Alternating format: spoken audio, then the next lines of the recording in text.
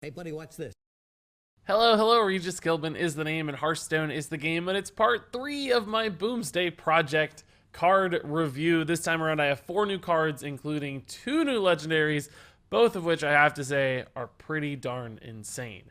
So of course, if you're short on time, hit the link in the description, head over to my quick reviews. I'll be rating each of these cards from 1 to 5 stars. If you got a little while to discuss each of these 4 cards, I hope you do. Let's go ahead and jump into some detailed reviews.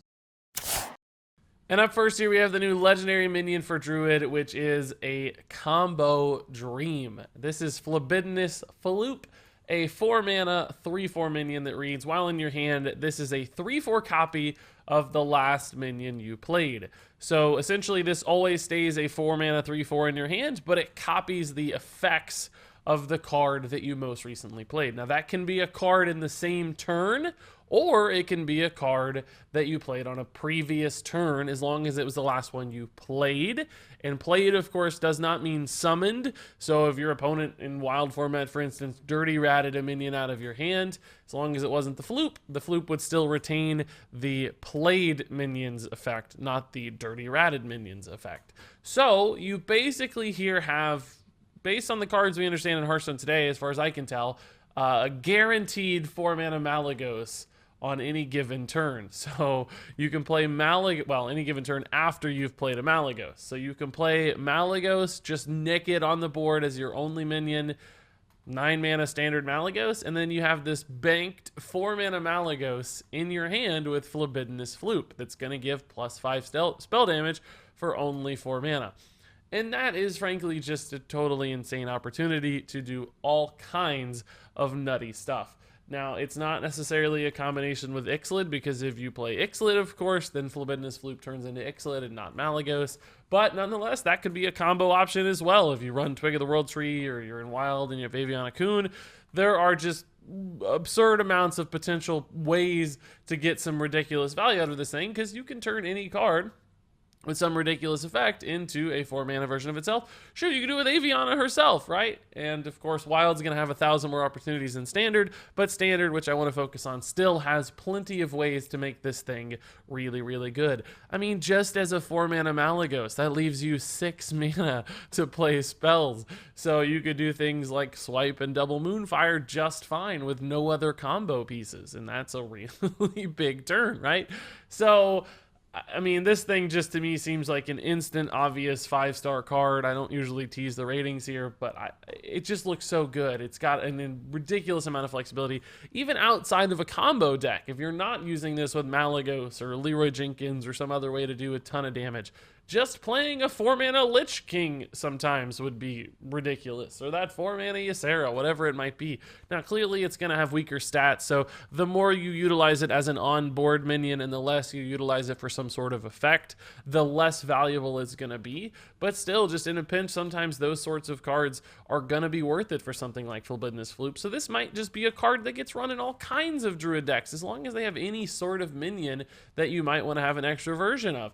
I mean, gosh, even like a Violet Teacher in a token Druid deck. Suddenly you have a 3rd Violet Teacher, or in a pinch, another Taunt instead of an Ironwood Golem. I mean, it's just got all kinds of flexibility. Now, it does have some downsides with something like Oaken Summons. You won't want to run this in an Oaken Summons deck, so that does hurt one of Druid's stronger cards right now, but I think it's strong enough to play around that and still certainly find some way to carve out a space in all kinds of Druid decks, and honestly often be a centerpiece for those Druid decks, or it might just define their win condition. So all around, I think this is going to be an all-star card. Flobbidinous Floop, the last thing Druid needed, is another fantastic card. So now let's talk about Wizbang the Wonderful, and I think this card, and once again I'm going to tease a star rating, which I don't always do, easy 1-star card.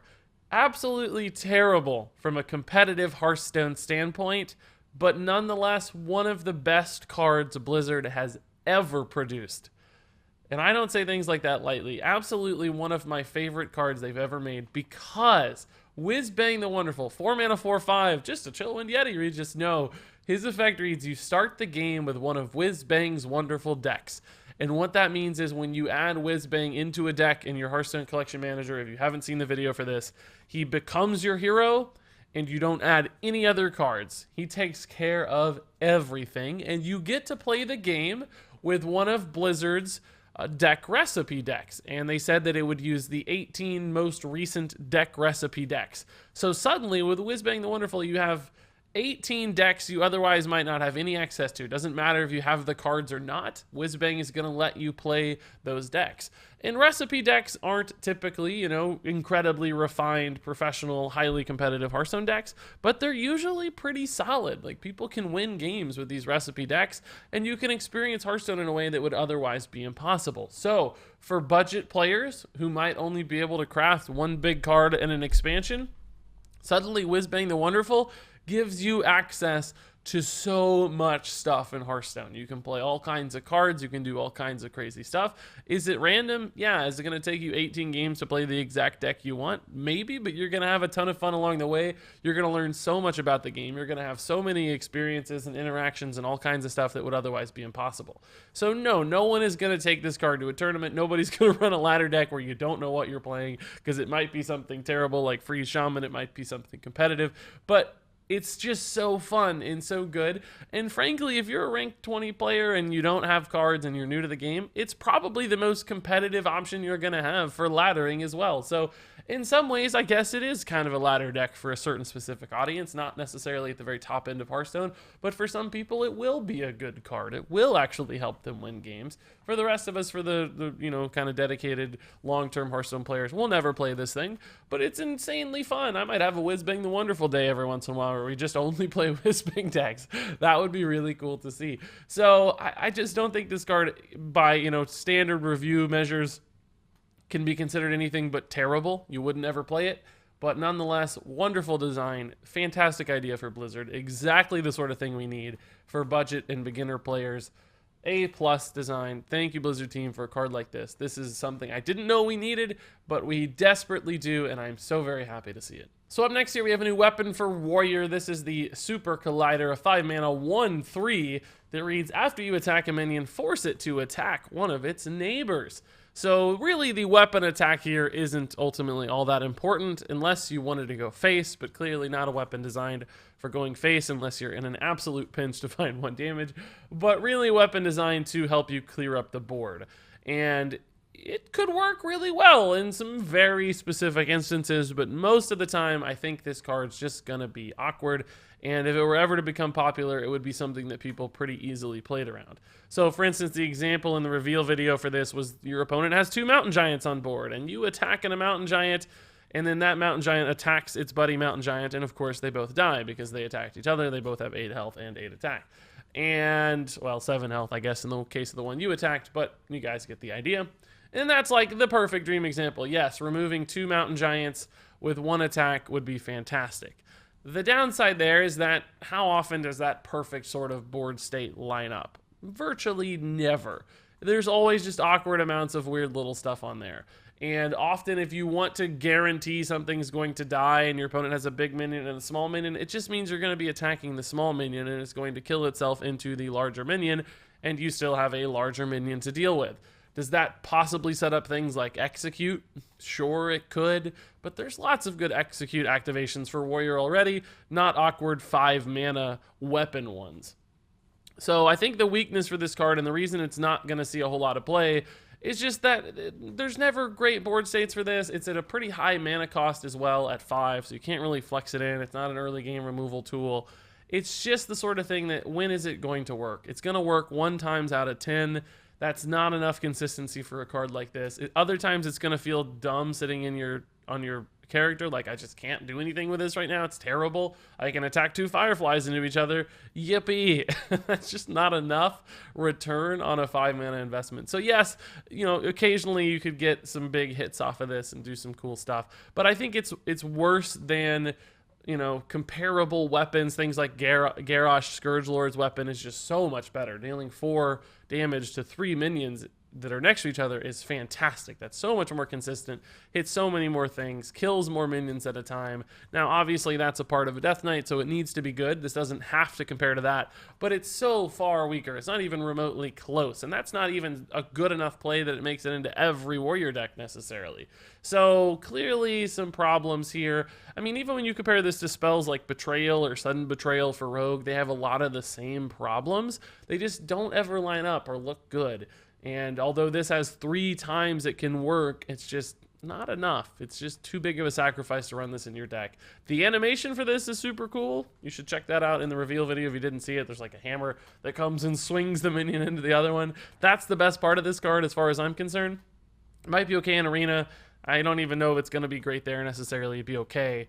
But I just don't see this thing making the cut in Constructed. There are so many better options for removal tools that are more consistent, more predictable, and much harder to play around because, again, even if this thing did work and the meta was perfect for it, your opponents will learn to deal with it, and then it becomes weaker and weaker and weaker until it just phases out completely. So I don't really think this card has much of a chance at all, despite being a cool design, certainly some cool artwork, and a new spin for Warrior. This feels more like a Rogue card to me in a lot of ways, but nonetheless, Supercollider doesn't look too great. And then finally, I have one last minion here. This is the Annoy-o-Module, a new mech magnetic card for Paladin. It's a 4-mana 2/4. Of course, it has magnetic, but it also has Divine Shield and Taunt. So we've got Annoy-o-Tron's older brother here, and another Annoy-o-Tron looking card was even teased, so there might be more Annoy-o stuff in Boomsday Project before long.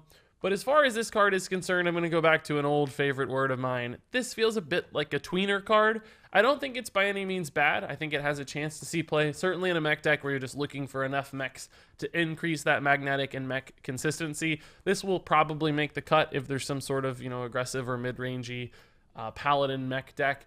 But there's a lot of competition at 4 mana first off for Paladin. That's always going to be a challenge for the class. There's just so many good staple 4 mana Paladin cards that this instantly has to compete with a lot of different stuff. Beyond that, the stat line here, if you play this as a minion itself, really not too exciting for 4 mana. It's worse than something like Lone Champion, which we've seen at 3 mana in some decks, right? That's just strictly worse, other than the fact that it's a base body for future magnetic mech plays, which is a small bonus. But nonetheless, not exactly the 4 mana play you want to make naked on the board. It just kind of sits out there. It's probably worse than things like Serenite Chain Gang because it's all bundled into one body, making it more susceptible to single target removal or silence. It's probably not even really that much better than something like Tar Creeper. Arguably it can be because the Divine Shield gives it multiple attacks, but it has lower attack on defense, so it may not kill as many things in return when they trade into it either. So as a minion, yeah, not very good. Just not a compelling play. As a magnetic buff, it certainly looks a little bit better. You're getting, a couple extra bonus points of attack, which is nice. You're getting some health, that Divine Shield. I would say this compares to Spike Ridge Steed relatively favorably when you consider the mana cost. Clearly, Spike Ridge Steed has that upside of the Death Rattle minion being left behind, but this has a Divine Shield. It's 2 mana less, gets onto the board sooner, can stack onto mechs only, unlike Spike Ridge Steed, which of course can also hit your hero power. So again, feels like a tweener. Maybe not quite as good as something like Spike Ridge Steed, despite the cost difference. Just doesn't give you quite as much oomph as a card like that. Is it even better than, Blessing of Kings, another 4 mana buff option? Not really as a buff. I would argue it's about the same. Is Divine Shield about the same as 2 attack? Yeah, probably. Plus, Blessing of Kings can be used on your hero power. This could only be used as a buff on mech. So while it gains some flexibility in the fact that you can play it as a minion, it loses some flexibility over other buff options that Paladin has access to. So I don't know that the flexibility is necessarily worth the sacrifice of that other side of the flexibility equation. So if you compare this to like Seal of Champions, a card that has seen play in Paladin in the past as an aggro tool, it's probably okay compared to Seal of Champions, but not as aggressively minded and not as cheap. So not as good in an aggro deck. Once again, just kind of falling in the gaps between all these other cards. Like, it's not a good direct comparison to any of them because it's its own thing. But when you look at it across all these different angles, you start to realize it doesn't really do anything better than any of these. It's always a little bit worse, and it doesn't function in some sort of angular direction that's good for a specific archetype or style of play. So you start to wonder, is it worth it? Is it good enough? Yeah, it's still good enough to be played in the mech deck. It does good things. I mean, that's a Divine Shield taunt buff on something is going to be great. the minion is gonna be annoying. It's gonna get in the way. But there might be better options, there might be better plays. So ultimately, I probably sounded more negative about this card than I intended to here. I don't think it's bad, I think it's fine. You'll see that in my rating. But I don't think it's gonna be amazing or defining, or it's gonna be the reason to play a magnetic mech paladin deck. It'll just sort of be maybe a 1 of in that puzzle piece, or maybe a 2 of even, but still not the card that you're excited to see or that makes the deck competitive. So perhaps an annoying review there for the Annoy-o-Module, but hey, it fits. And there you go. That wraps it up for my detailed reviews on these 4 cards. So now let's go ahead and jump into some quick reviews. Flobbidinous Floop is a 5-star card. Wizbang the Wonderful is a 1-star card for normal players, 5-star card for budget or beginner players. Supercollider is a 2-star card. Annoy-o-Module is a 3-star card. And there you go, guys. 4 more cards have been reviewed. Some pretty exciting stuff there with those legendaries. Didn't expect to see either of those. A little bit scared of Flobbidinous Floop. That seems like a very good card for Druid. Whizbang is wonderful, pun intended. Great job, Blizzard. I'm curious what you guys have to say, though. What do you think? What did I get right? What did I get wrong? What would you have given these cards from a star rating? Share all that in the comments below. But until then, thank you so much for watching. And until next time, game on.